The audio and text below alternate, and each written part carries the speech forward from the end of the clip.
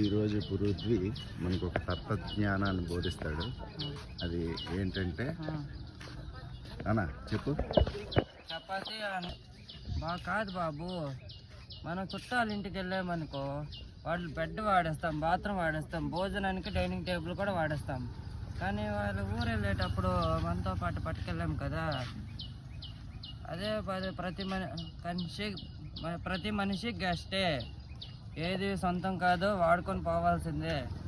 మనము ఏదో దిగొచ్చాము, పుట్టాము, దొంగతనం చేసేద్దాము, దోపిడీలు, దౌర్జన్యాలు, గోడలు, రియల్ ఎస్టేట్లు, ఇంకేటి మనం అందరితో సేవలు, పోట్లాట్లు, కొట్టేసుకోవడాలే చేస్తే ఎంత గొప్ప అయినా సరే చిటికలో చెప్పేస్తాను. చిటిక ఇలాగ ఇతరుల మీద కంప్లైంట్స్ చెప్తే భూమాతకి కోపం వస్తుంది.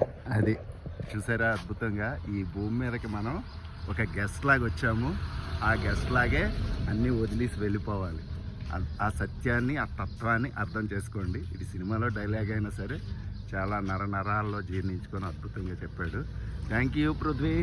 నెక్స్ట్ మరొక అద్భుతమైన తత్వ సందేశంతో మీ పృథ్వీ, యోగి పృథ్వీ.